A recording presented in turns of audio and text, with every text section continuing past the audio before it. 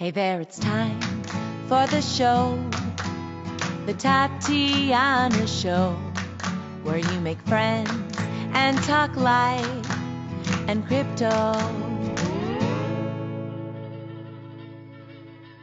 Hello, everybody, and welcome to this special Miami edition of the Tatiana Show. You have not seen Josh Scigala in a while, and that's because he's been working really hard on a new project called TheStandard. Today on the show, I'm joined by him and his co-founder, Laurin Bylica, and we're going to be talking a little bit about what they're doing to bring back a new gold standard using blockchain technology and gold. So welcome to the show, guys. Thanks so much for making the time. I know it's a little bit tricky with everything that you have going on.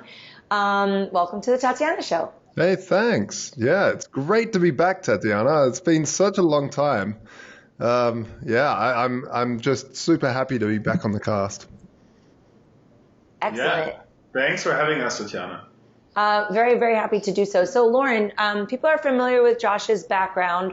And Josh, actually, why don't both of you guys give me a rundown of, how did you get involved in crypto and what were you doing before we dive into what TheStandard is? So, I started my career pretty early on as a teenage entrepreneur, organizing student parties, so doing something very different than crypto. And then I started a bachelor in international business in Germany, which after completion, I went the corporate trail into Accenture, working as a management consultant for a year. But I thought, well, that's interesting, but I think there's more. So I started a master's in international economics, pivoted slightly. And this is how I got in touch with libertarian ideas, and in particular also the blockchain technology.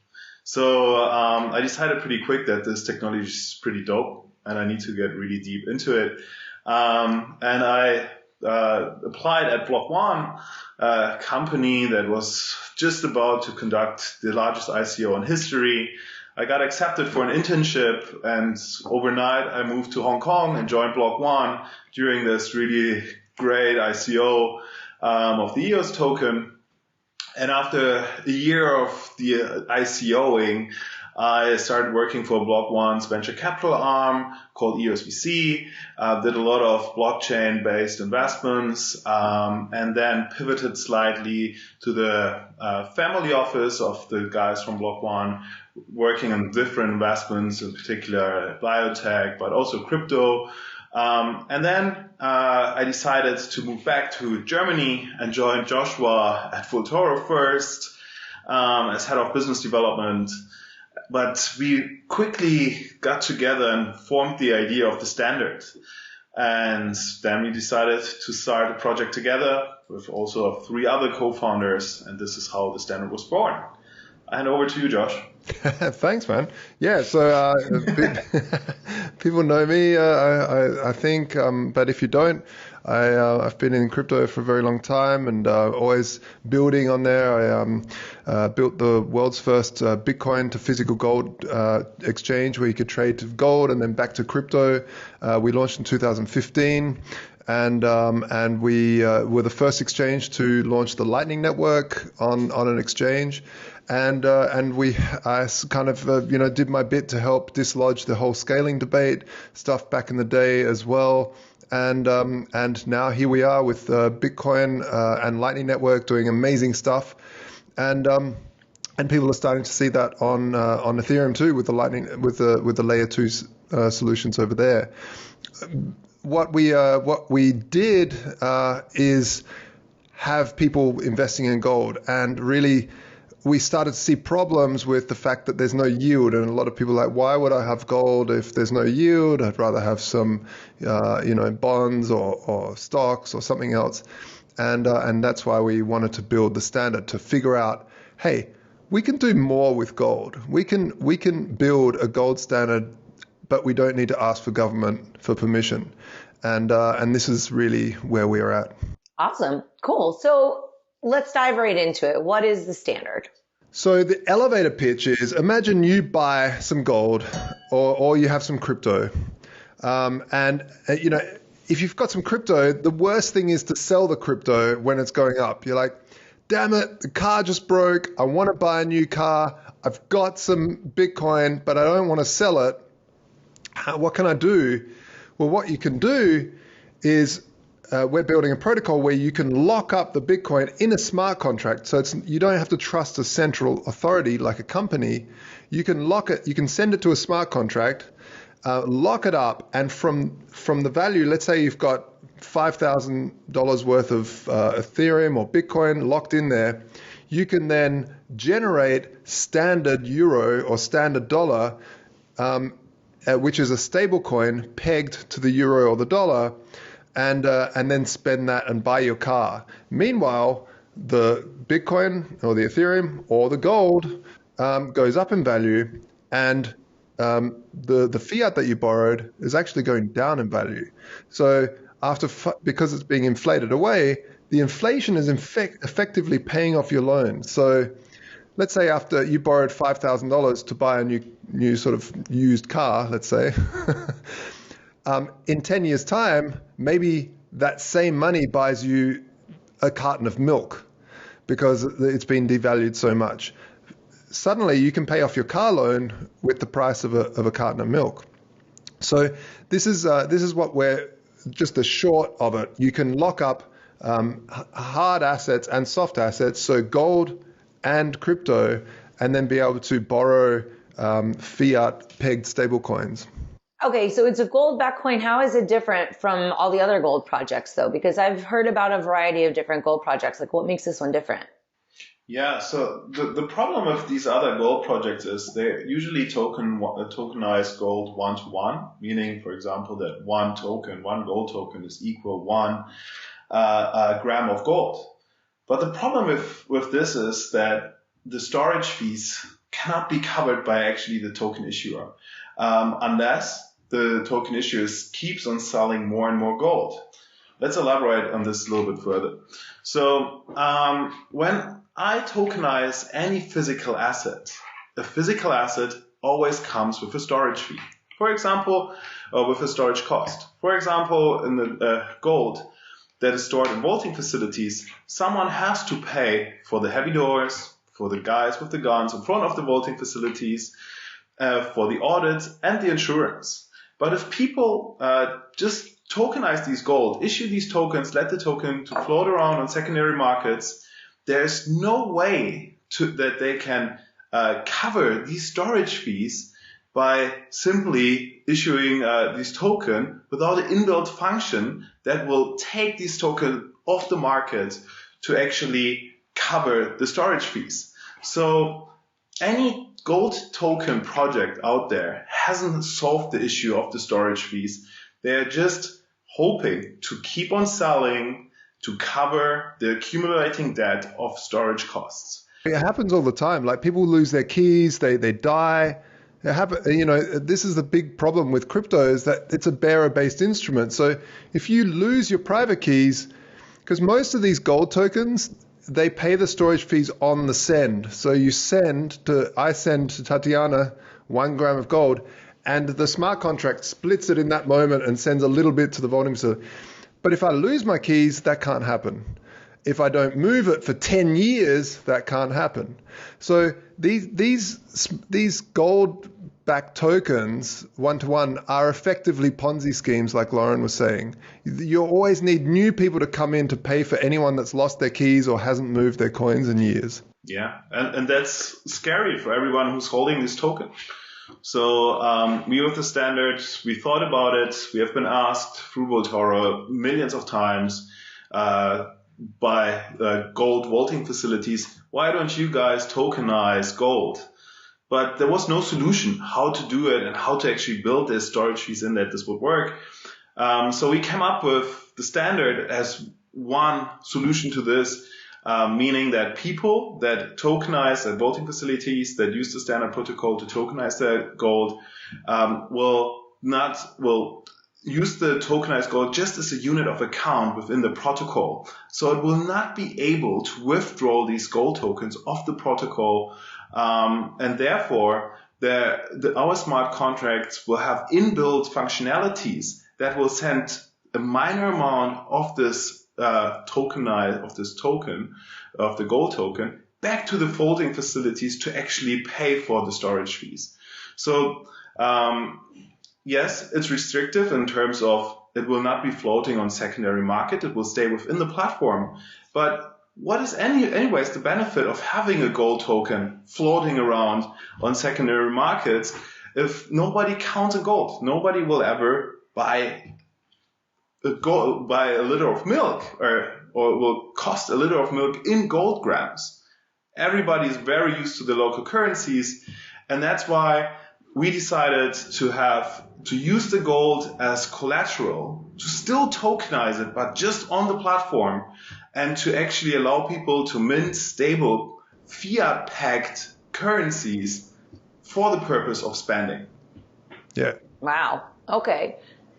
Josh, did you have anything to add to that? No, I mean, just to back that up, like how many grams of gold is a liter of milk?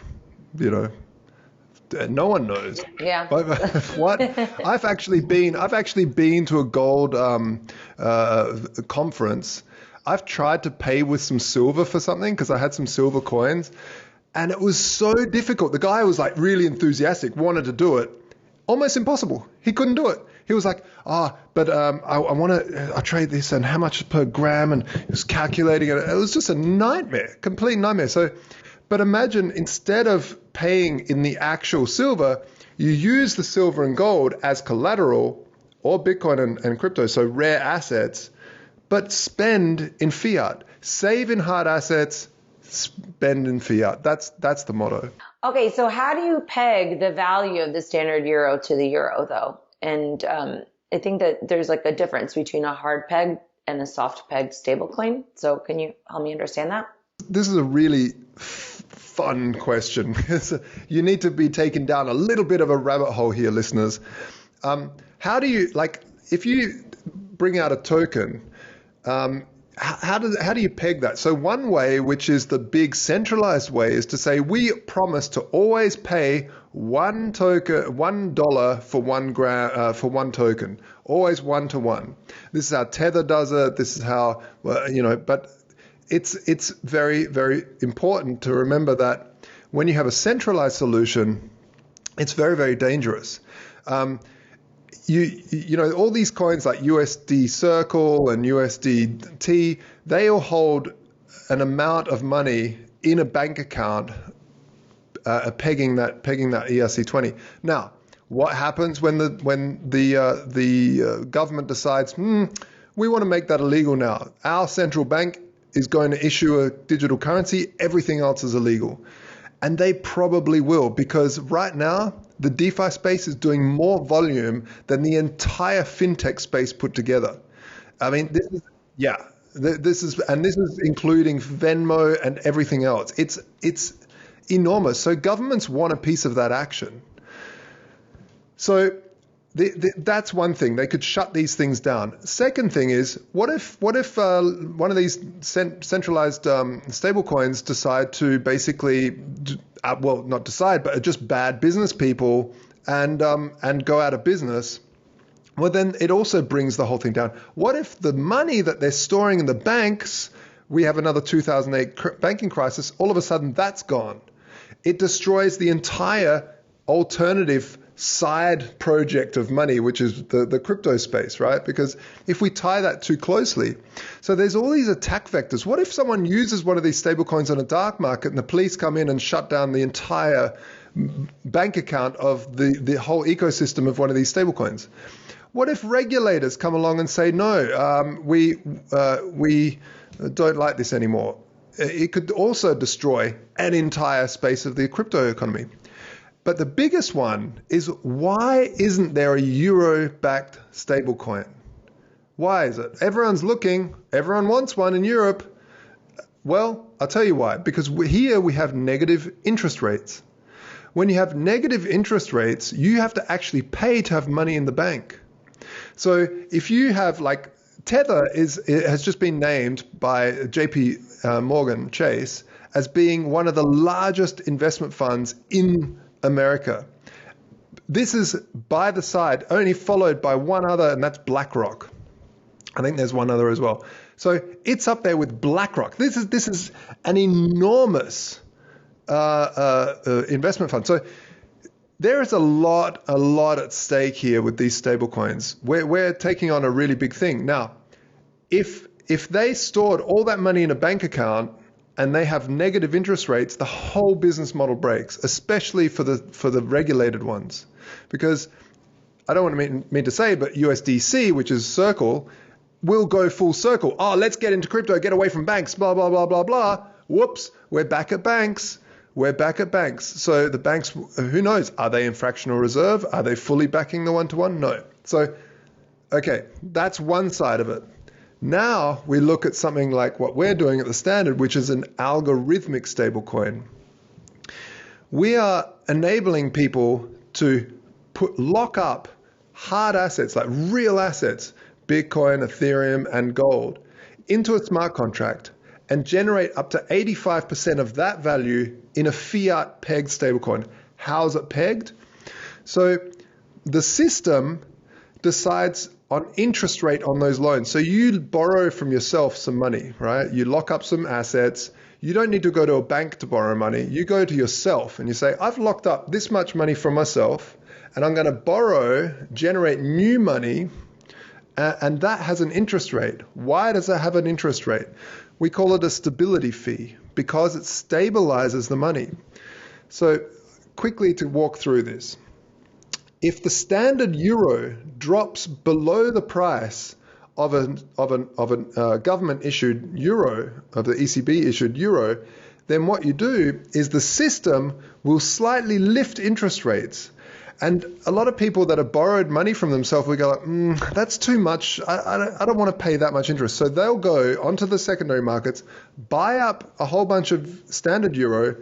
That demand lifts the price again because people want to take standard euro off the market, and that heads again towards the one-to-one. Inversely, if it gets more expensive than the euro, the system will lower interest rates. People go, whoa, I'm going to take another loan out for myself. I'm going to borrow more. They pile that money onto secondary exchanges, which creates supply, which drops the value. So this constant thing, I know it seems complicated, but this is the actual mechanisms that central banks have used for a very long time to keep their economies looking fairly stable.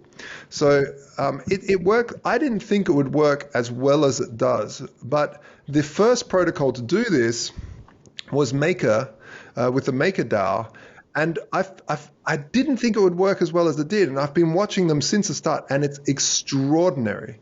They've done a very, very good job over there to really show this as a concept. The problem was because they were the first, there's a lot of things that they could do better, and we feel that we're the next generation of MakerDAI. We are allowing for hard assets to be used as collateral, one. We're fixing the governance system by using prediction markets. We can talk about that later. But thirdly, we're issuing a whole suite of stable coins. So Maker just has DAI, which is pegged to the USD. We're going to issue standard euro first. Because of the negative interest rates, there is no real stable coin pegged to the euro. And then we'll issue more and more currencies, the peso, the yen, the shekel, the USD, the Australian dollar, the whole lot. This is a voluntary gold standard for the world. We don't need to ask the government for permission anymore. People can go, okay, I'm going to lock up my assets, issue myself a fiat. Cool. So did you want to tell me a little bit about the governance model? First of all, we have a governance token. The platform has a native governance token called the Standard token. The Standard token will constitute a standard DAO, so a decentralized autonomous organization that will govern the whole platform. And what we mean by this is really develop the platform, for example, onboard new vaulting facilities that will act as hard asset custodians, but also set the stability fee, like Josh elaborated, rather than a closed community of 5 central bankers who will set the interest rates. In our system, the community of standard token holders will have set the interest rates, and we hope that we get thousands of people voting through a democratic process to set these stability fees. But voting itself has been in the crypto world always an issue. Many projects that actually mean or call themselves decentralized, behind the scene it turns out they're not as decentralized as they say. And also voter empathy is a big issue. I mean, people participate in voting mechanisms to get a voting remuneration, but there's no incentive to actually make them work for the right vote. So they just click anything they think is maybe right, maybe not. They don't really care. At least they have placed their vote and they get the remuneration. So this model is a little bit broken.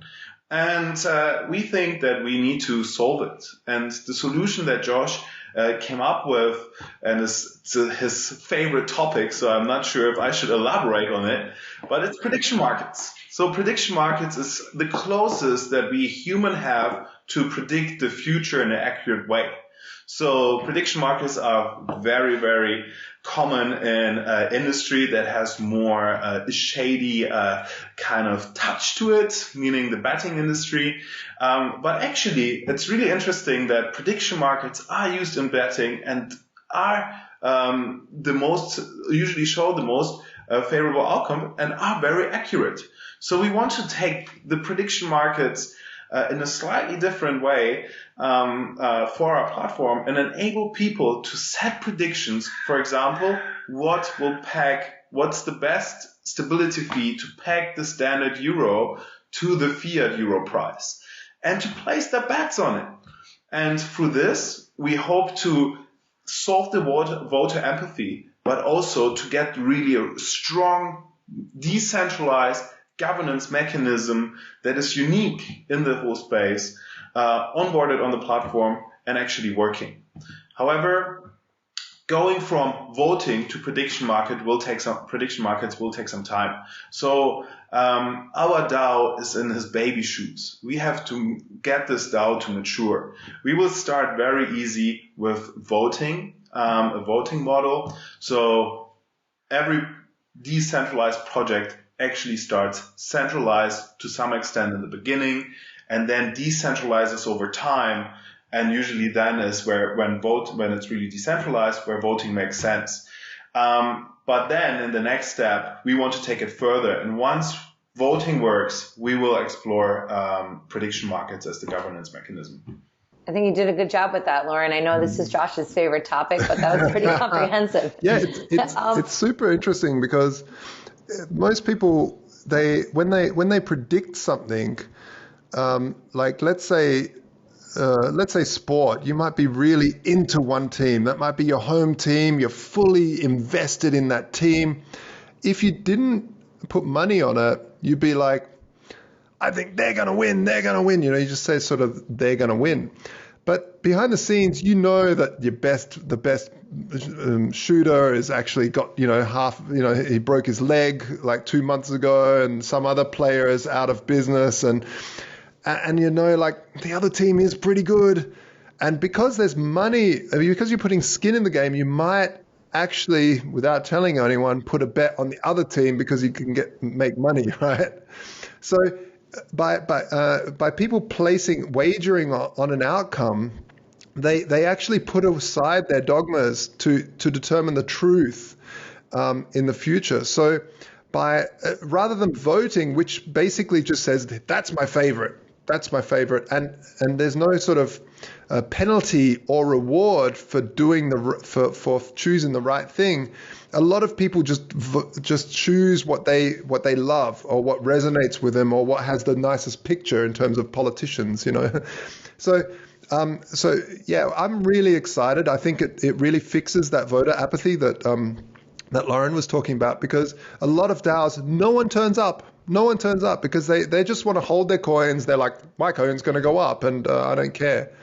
And so this model, there's always people wanting to, speculate on an outcome. So you can speculate now on which is the best peg in the future that in 10 hours from now will bring us closer to the peg of the euro. And so building these markets in will be a wonderful way to keep that peg as hard as possible. Awesome. So why are you guys calling this an infrastructure project? It is really interesting. So infrastructure because of two reasons. Number one, we are the infrastructure for other companies to be plugged into that are actually dealing with hard assets. So meaning very specific vaulting facilities all around the world that store precious metals for their customers and have no other use case than storing these precious metals and just gathering dust in vaulting facilities of that, like these precious metals stuck in these vaulting facilities actually never see the sunlight. And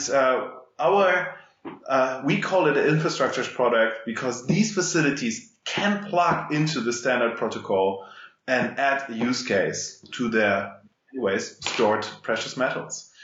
I want to add to that. We really see it as a kind of a SEPA or a SWIFT of vaulting facilities. So just like banks plug into the SWIFT network or the SEPA network, which is the infrastructure that binds banks together to be able to do banking transfers, we see this as an infrastructure to tie the vaulting facilities into a network that allows people to collateralize that value, create standard euro, and then be able to use that in the DeFi space or trade it for normal euro or or any other state. When I say euro, standard euro, I mean standard dollar, standard yen, whatever currency they wish to export. So when are you guys going live? I know that you were just in Mallorca, and I was also a little bit curious about, what are people saying? Because I know there were a lot of maximalists there. So how did it go over? And when are you going live?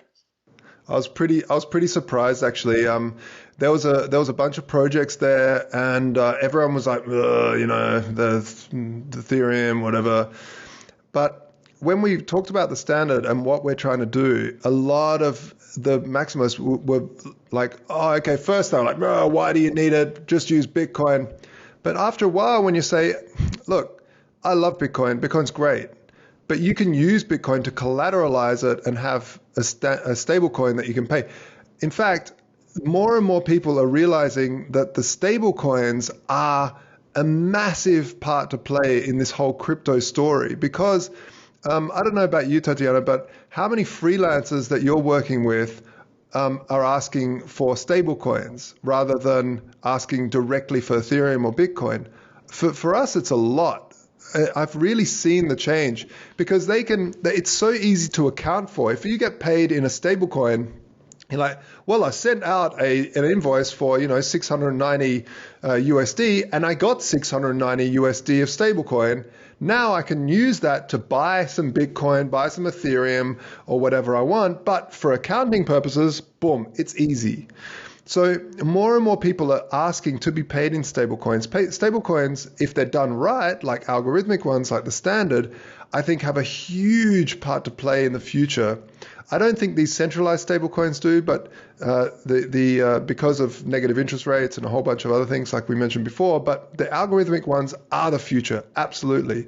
And yeah, that's it. So when are you guys going live then? This is a really hard question. We're currently raising funds for this project, and I don't like to put a date on it. We do have a roadmap on the website, but the thing is, Vaultoro has been around since 2015. We've never been hacked. Constantly being attacked, never been hacked.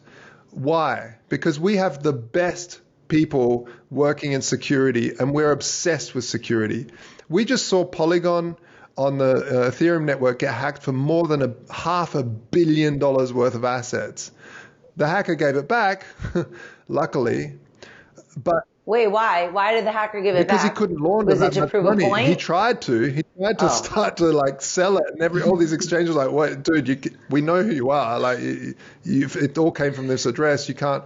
So he couldn't, and then he was starting to sweat because of all the policing, and it was a big sum of money, more than $500 million. It's probably. And so he's like, my bad, and that's it. He just sends it back. He sent it back, yeah. So I'm not sure about about the whole ins and outs, if he got rewarded or what. But nevertheless, these smart contracts are very, very, very, very dangerous. You have to be secure. So I don't want to put like a hard date. This is the release date. We want to say there's a general release date. It's coming up early next year for the MVP, for the first viable product. But we're not going to release anything until it's been checked, double-checked. We've got one of the best security auditors in the world, Hartej from Osho, and now what's his new company called? I'm sorry. I don't recall either, but everybody knows Everyone Hartej. knows He's Hartej. the hip-looking Indian dude with a cool turban, being like, so yeah. cute. Dude, Yeah. Hartej pretty much invented smart contract auditing. The whole industry came from this guy. He started this whole thing right in the beginning when Ethereum was just starting. He was auditing some of the biggest projects in this space. He's come on as an advisor on TheStandard to really help us make sure that we are clear. Our tech team, security team at Vaultoro, who's kept Vaultoro safe, is also going to be working very, very hard to keep this all clear. So for me, rather than speed is security. We know that TheStandard is going to be holding billions of dollars of assets over time. So it has to be secure. It has to be as elegant and as beautiful as it can possibly be. So why wouldn't the government try and stop something like this? I would see this as a very big threat, right? And then, a DAO is supposed to be decentralized and maybe the decisions are, but you guys are kind of facing that. Like, do you feel, considering how scary things are in the world, it seems like we're going further into a totalitarian nightmare. Are there risks for creating something like this? Yeah, I mean, we have heard this, like I've been in crypto since 2017, where in an active role, and since 2015 following Bitcoin. And to be honest, I've heard this so many times. Why is the government not regulating the whole space and shutting everything down?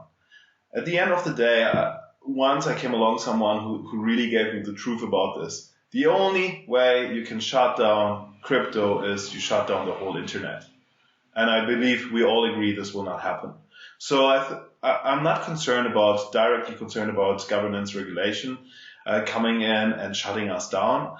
I think they will more target the more centralized stable coins that actually work with the hard pack. And we as a decentralized lending platform, we are just a add-on to actually fiat currencies. Well, fiat, in the Austrian School of Economics, has been always the future painted of competing currencies. And I think we are now living in a time where we see a future, or where this future starts becoming reality, and competing currencies are arising.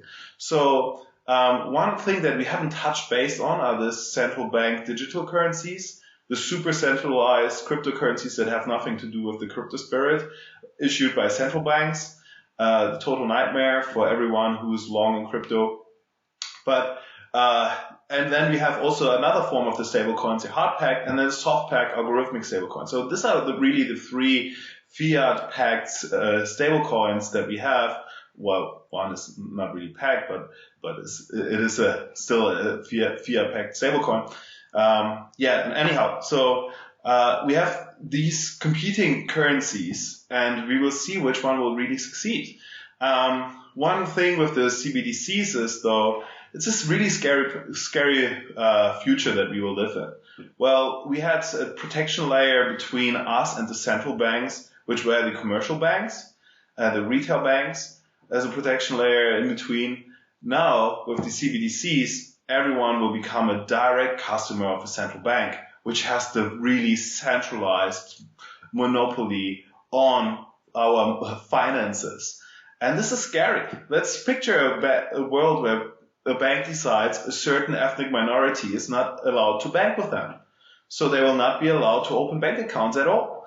And this vacuum of power that is created there, by the central banks, where they grab all the power through the CBDCs, has to be conquered by something like algorithmic stablecoins.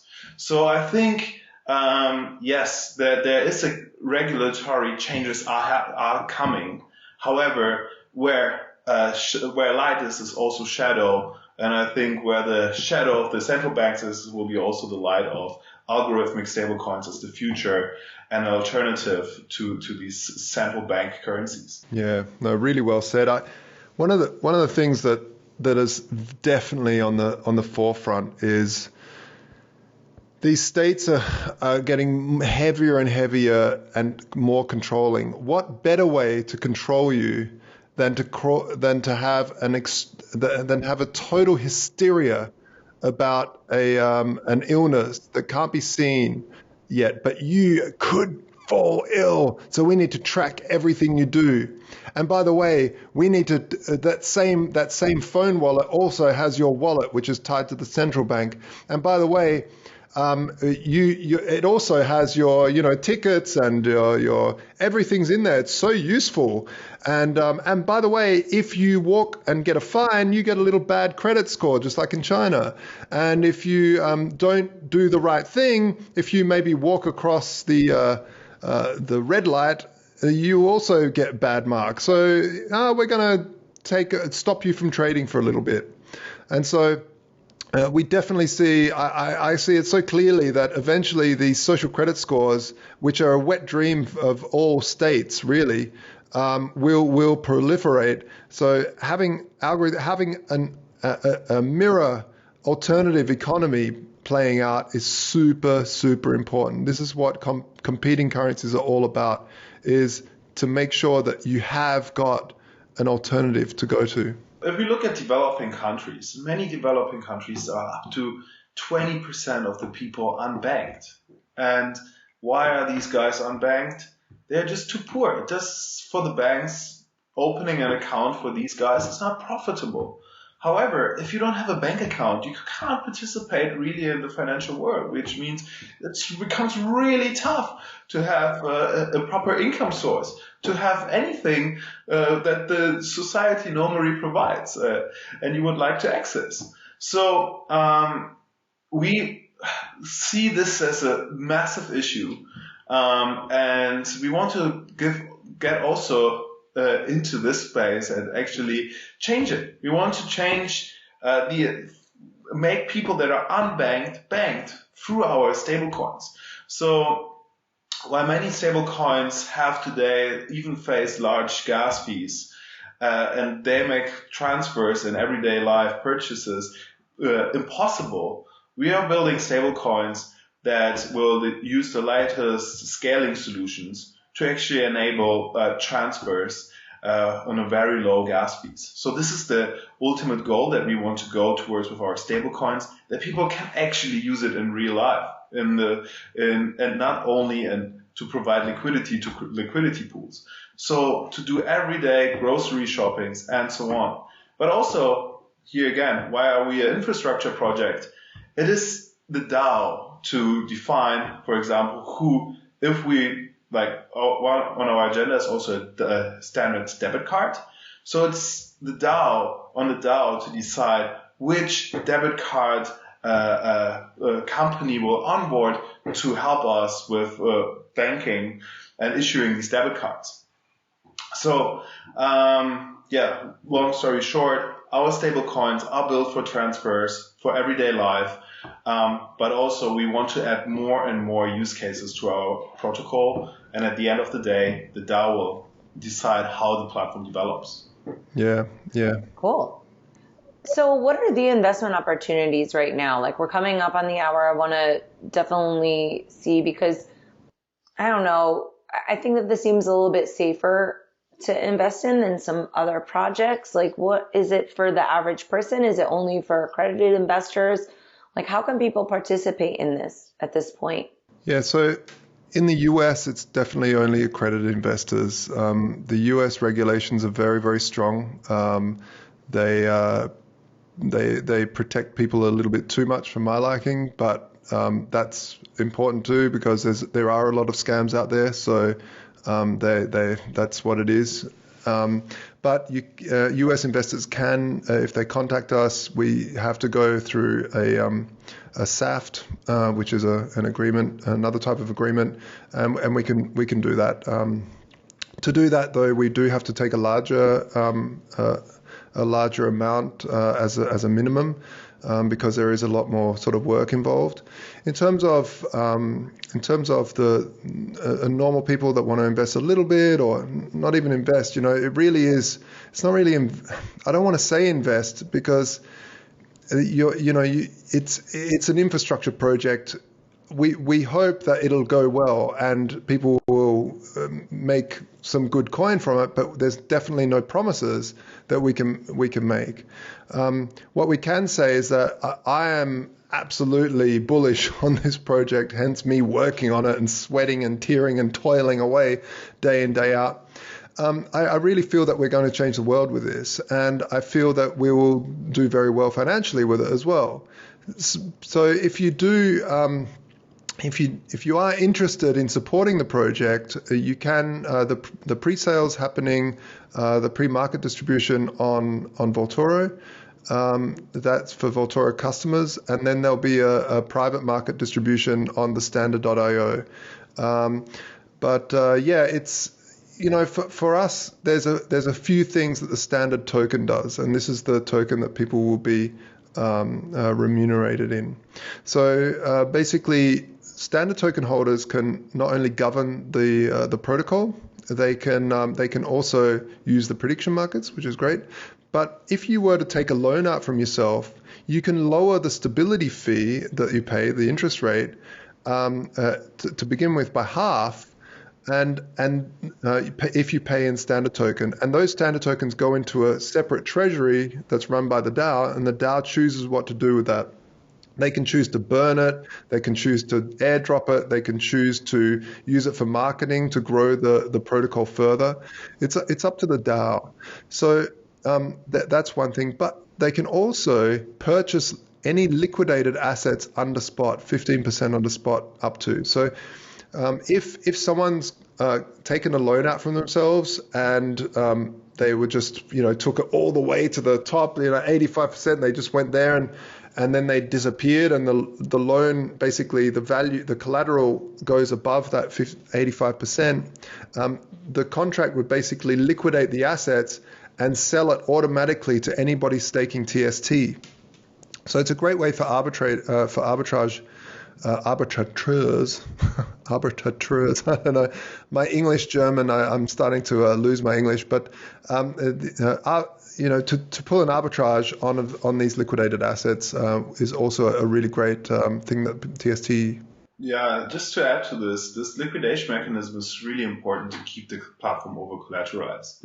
So like CDPs, smart vaults, how we call them, that fall under the minimum collateralization rate, their assets get liquidated. But what does it mean? People have to buy these assets, like people that stake TST, Standard token, on the platform, enable first to buy these liquidated assets. But they buy them with the stable coins that have been minted. Because when these CDPs fall under the minimum required collateralization rate, that's a really long term, then we have to take off the stable coins off the secondary markets. So the platform lives due to over collateralization. And that's why the smart mechanism has to be in place to always keep the platform over collateralized. We focus on very stable assets like gold, which went through a 5,000 euro price finding mechanism, potentially the most stable asset in the world. So we live really, the platform focuses on these very stable assets, and therefore we hope there will be not a lot of CDPs defaulting, falling below the minimum collateralization rate.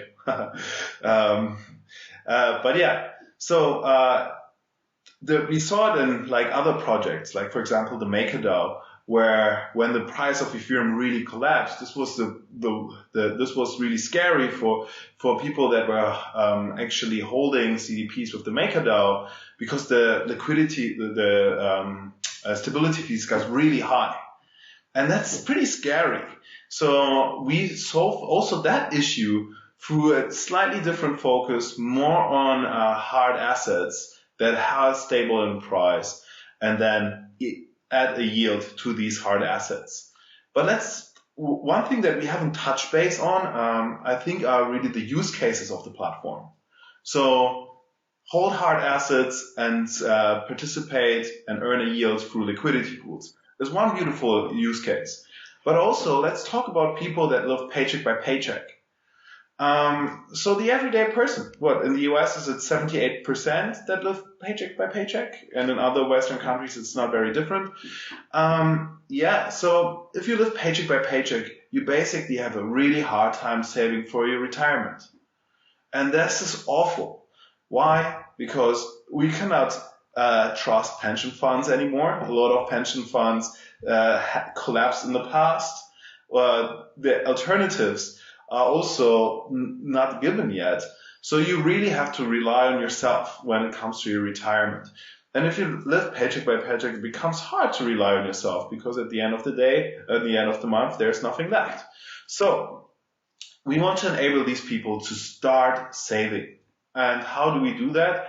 Is people get their paycheck, buy the asset they trust will go up in value in the future, or remains at least stable and will not get eaten by inflation.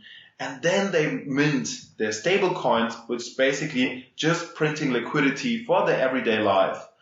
And let's assume people constantly, very diligently do this over the next couple of years or tens of years. At the end, when they will retire, they will have a lot of assets accumulated in these CDPs. And also, their loan that they have taken against themselves has been eaten by inflation. It's basically become really cheap to pay back. And this is a beautiful mechanism that will allow people to start accumulating wealth while not sacrificing liquidity. And finally, we get 78% of people that were not able to save finally into the investment world and enable them to save. And I think the standard is something, and that's why Josh and I are really excited about this, is something the world really needs. It solves a lot of current problems. It solves a lot of the problems of the aging population. It solves the problems of massive inflation that is hitting everyone who's trying to save. And also it allows people to participate finally with physical assets in this whole DeFi space that's super, super lucrative when it comes to yields. Yeah, crypto changed my life financially, I'll tell you that.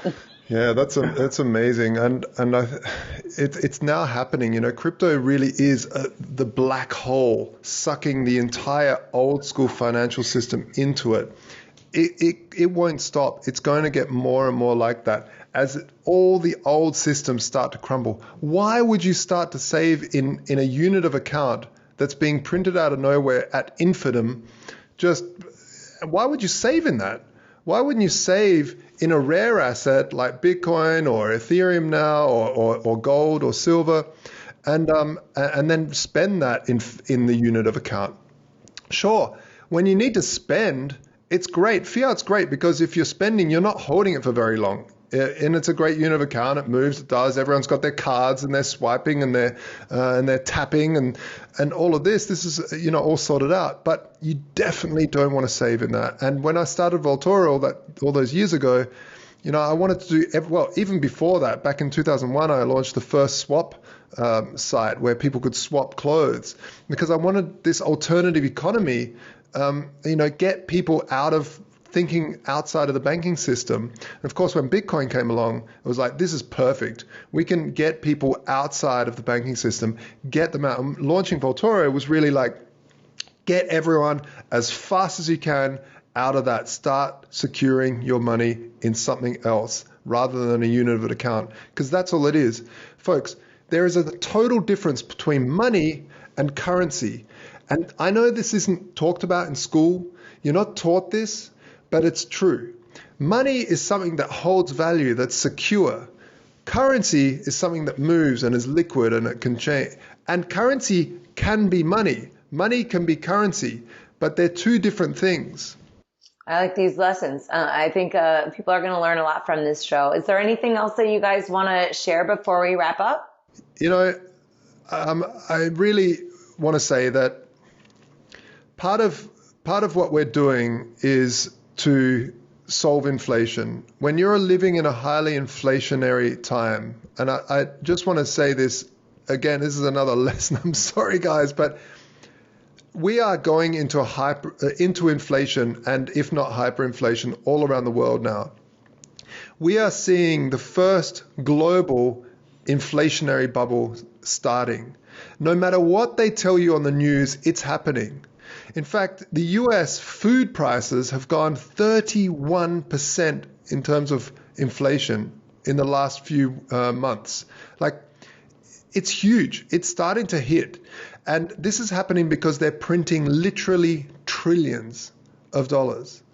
So how do you survive? How do the wealthy traditionally keep their money in an inflationary environment? Some may say, oh, well, they just hold gold or they just hold something else.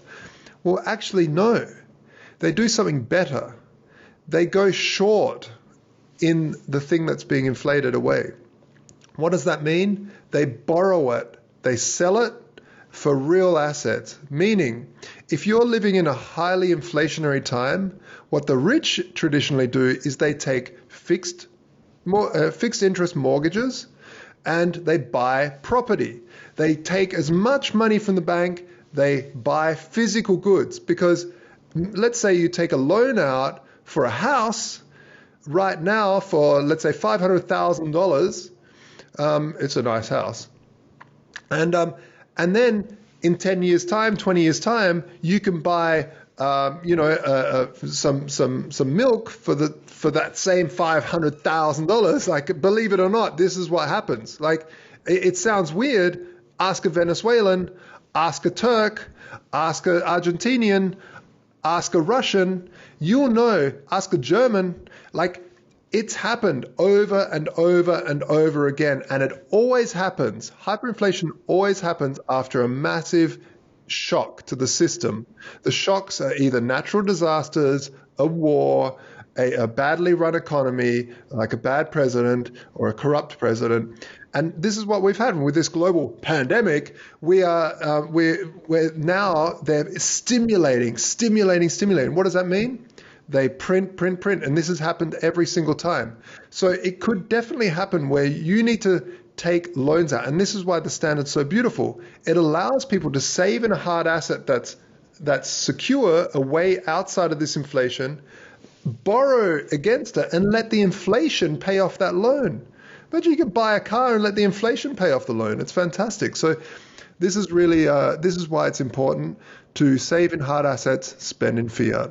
Awesome. Well, I'm excited to, I don't know, what can I do? Can I try it? Like, even if I'm not an accredited investor, can I do a loan there at some point? Yeah, definitely. Once it's out there, it's just purely the initial investors have to come in and jump through some hoops if they're in the US. The rest of the world can join us. That's fine. But there's a couple of, if you're from North Korea, you're also out of luck. If you're from Syria, also out of luck. But nevertheless, it will be available for the entire world, and eventually as a protocol. I was just thinking, like, what would it mean if it was available in a place like North Korea? You know what I mean? Like, what impact would something like that have in a place with such oppression? It's actually kind of sad that you can't put it there, right? No, we can't. Like, the protocol will run in North Korea. That's not a problem. Once it's up and running, it's decentralized.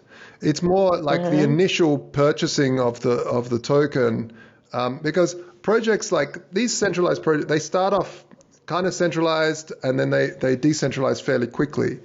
It's a core team, they're building it out and then decentralizes. So, but I think it would be amazing in these oppressive governments to have the ability for people to use these currencies. The problem is some of these oppressive governments have really controlled the internet down to the nth degree. The thing with North Korea is hardly anyone has the internet.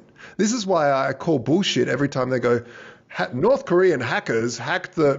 no, they didn't. There's no North Korean hack. There's hardly anyone that even knows how to use a computer over there. Like, they literally have no computer. Like, it's not like there's... Like the US and here and everywhere in the West, everyone grows up with computers. In North Korea, there's really hardly anyone that has computers. And if they have... And maybe the elite few are amazing hackers. I don't know, but I don't know. It's a wacky world, the old North Korea thing. You never know how much is propaganda and how much is real, and it's a bit of a curtain. Right. And maybe my call to action for all the listeners: join us on this mission. Join us at TheStandard. Send us your CV. Get in touch. We are building a great team. If you believe in us, if you believe in the protocol, if you believe in crypto, if you want to get into the crypto space, get in touch. Reach out to us. We are very active. Join our community. We have right now, we just started it recently, but people from all around the world are joining our Telegram channel, which I hope we can link somewhere so you guys can easily, the listeners can easily join. But yeah, join us. We need bright minds. We need people that are motivated to bring this forward. We want to bring the standard into the world. We want to achieve true decentralization, and this is only possible with people, amazing people joining our movement, our vision. Awesome. Well, thanks, guys. I can't wait for the next update. Josh, you got to start coming back on the shows, but I guess I got to make them a little bit more often. It's been a little tough this year with all this stuff going on, right? Thank you, everybody, for tuning into the Tatiana Show. Any final words? Just goodbye. Just goodbye. Bye-bye. Goodbye. Ciao, everybody. Thank you, Tatiana. Bye. Thanks. What's the point of all this technology without a little love in our lives? Our hosts, Tatiana Moroz and Laurin Kasovitz, have come together to bring you Proof of Love. Go to proofoflovecast.com. The Tatiana Show has been brought to you by CryptoMediaHub.com, a boutique marketing and PR agency for Bitcoin and beyond.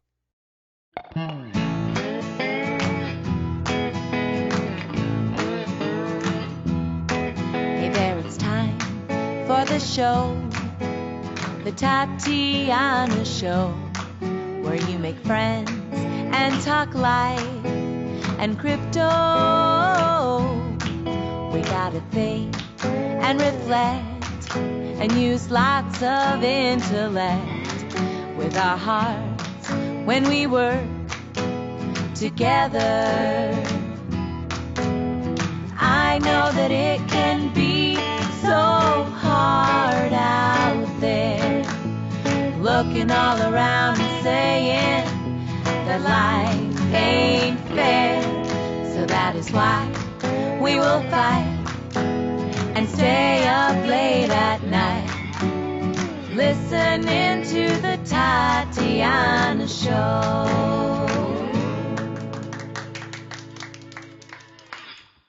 Thank you for listening to the Tatiana Show. Please follow us on Twitter at Queen Tatiana or on Facebook and Instagram at Tatiana Moroz Music. More episodes can be found at thetatianashow.com, and make sure you leave a review on iTunes and tell your friends. You are listening to The Tatiana Show.